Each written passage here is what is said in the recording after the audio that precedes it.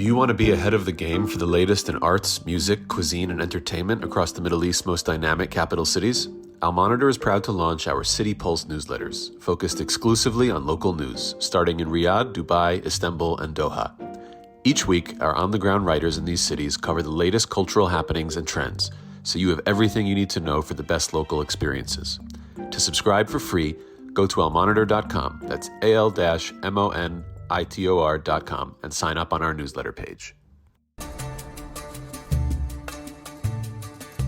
Welcome back to the Al Monitor Brief. I'm Adam Lucente. Israeli Prime Minister Benjamin Netanyahu arrived in Washington on Monday for an official visit, meeting with President Trump the same day, as well as on Tuesday. The trip highlighted a number of Middle East issues facing the U.S. Netanyahu said on X that his Tuesday meeting with Trump focused on the release of Israeli hostages from Gaza. On Wednesday, Trump said there is a chance of a Gaza ceasefire deal coming together, either this week or next. Those comments followed 3 days of Gaza ceasefire talks in the Qatari capital Doha.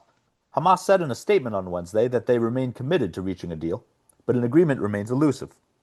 On Monday, Netanyahu said Palestinians in Gaza, quote, should be able to leave, while Trump remarked that there has been, quote, great cooperation from countries in the region on receiving people from the territory.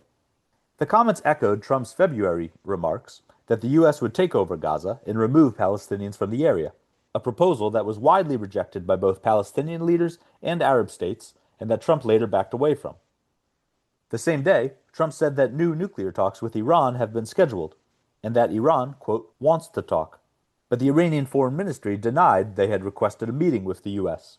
On Tuesday, Iranian Foreign Minister Abbas Araghchi wrote an op-ed in the Financial Times saying that a diplomatic solution over their nuclear program is not dead, despite last month's Israeli and American strikes against Iran. He wrote, quote, if there is a desire to resolve this amicably, the U.S. should show genuine readiness for an equitable accord. That's a lot to unpack. So in this episode, we'll hear from Al Monitor's State Department correspondent, Elizabeth Hagedorn. Elizabeth takes us through the specific points Israel and Hamas disagree on regarding a new ceasefire, what type of nuclear deal the U.S. wants with Iran, and whether talks will start up again, and the status of Trump and Netanyahu's plans for Gaza. Hope you enjoy.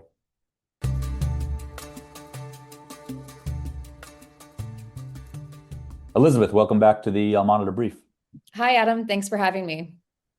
Elizabeth, during one of their meetings, Israeli Prime Minister Benjamin Netanyahu said that Palestinians in Gaza should be able to leave if they so choose, and President Donald Trump said that there's been some progress being made on countries being willing to accept Palestinians from the area.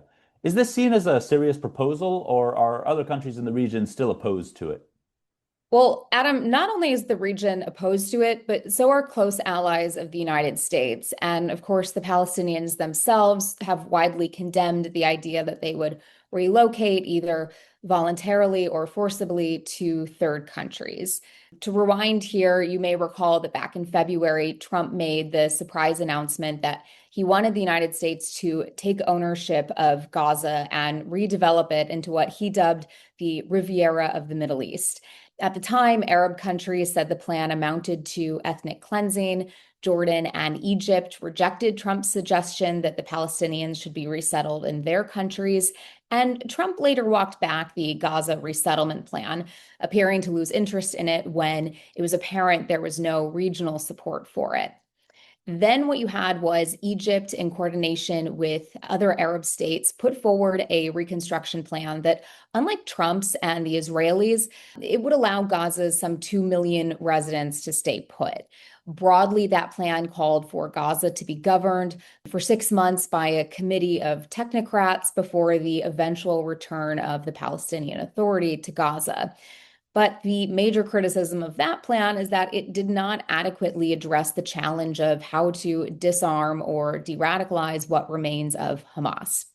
So that's kind of a summary of where we are with the day after plans. Of course, the implementation of any day after plan for Gaza, whether it's Trump's, the Israelis, or the regions, hinges on whether Israel and Hamas can first achieve a ceasefire. And that's still very much an open question. Elizabeth, Israeli mediators are in Doha this week, but what are the main issues that are currently holding up a new ceasefire and hostages agreement between Israel and Hamas?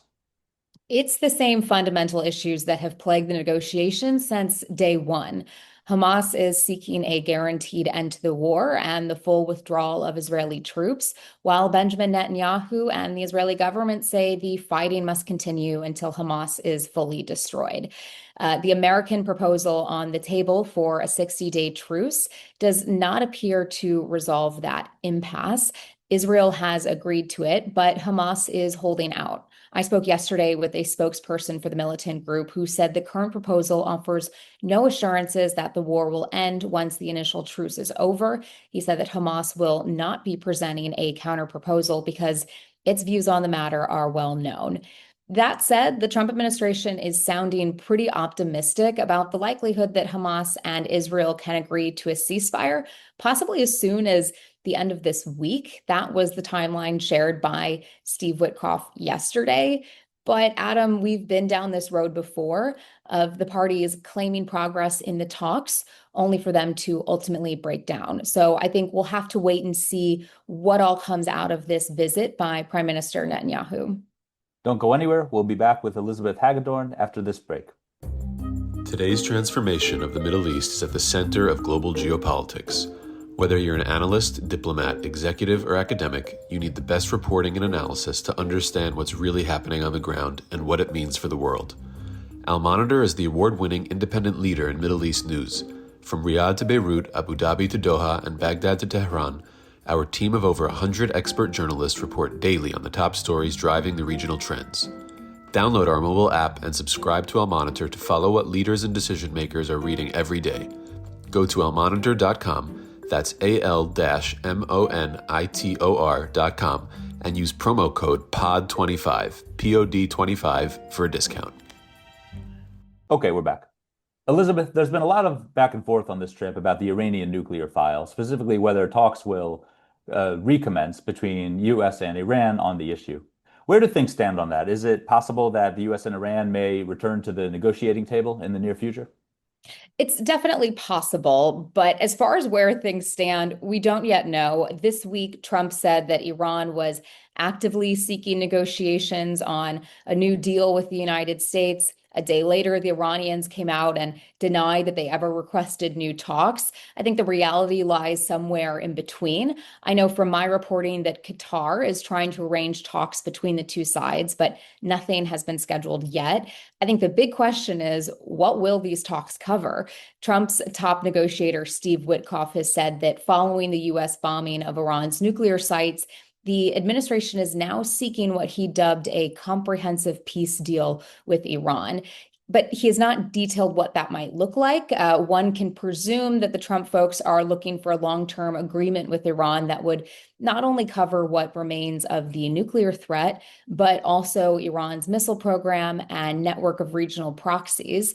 But reaching such an agreement would be extraordinarily difficult, just considering that those are issues that are so central to Iran's national security strategy and its regional influence.